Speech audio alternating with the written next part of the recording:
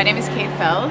I work for Manchester Literature Festival. I do digital engagement there and host events, do all the copywriting. I also run a writing organization called Openstories.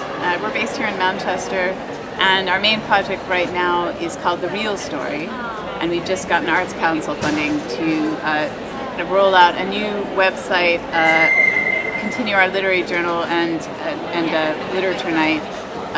It's all around creative nonfiction and kind of developing that field of writing in the UK. I write short essays as well as, I'm also an avid reader of creative nonfiction. And I think that with creative nonfiction, you're talking about, full-length books like H is for Hawk or The Outrun by Amy Liptrot, or you're talking about collections of essays like The Good Immigrant.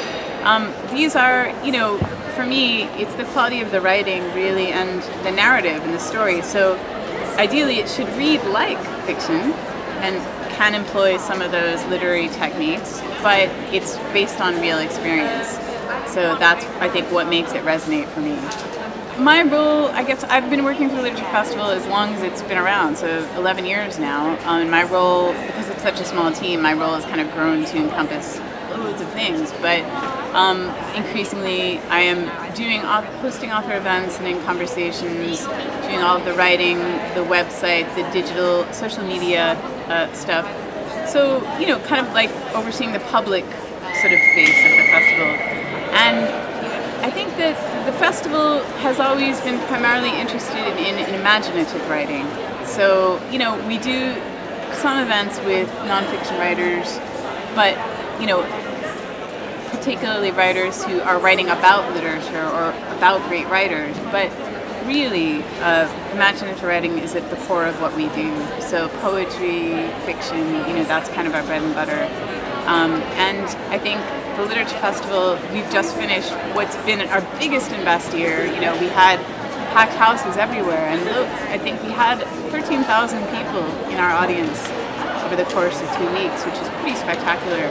And I think what makes it successful is the quality of the writers and the books that we have we have Sarah Jane Roberts and Kathy Bolton, the co-directors, do an incredible job of programming it. It's a real success story. I think it has kind of gotten bigger and bigger nationally, and it's kind of a place. We also do a lot of commissioning, which really sets us apart. Not so many festivals, I think, do as much commissioning as we do, and more recently, we're very interested in developing our global kind of offer and, improving, kind of just broadening our work in translation. And this year we just had so many wonderful events featuring writers from all over the world. It's a different thing for literature organizations or festivals on the one hand, and for individual writers on the other. I mean, starting with the festivals and the organizations, I think, just being as active as you can on as many platforms as you can. And that means Instagram, Facebook, Twitter, having a blog, and just really getting out there and not being afraid to interact with your audience and invite engagement from people and have a conversation involving your writers and other publishers. Really just kind of get out there and be active, and don't be too afraid to kind of, take a stand or have too much personality or have a sense of humor, I think people really respond to authenticity, With an individual writer, we had a panel session here today about reaching your audience, and I think with that, writers really feel like they feel under a lot of pressure that they have to do it all in that way. And I think you really don't have to do it all.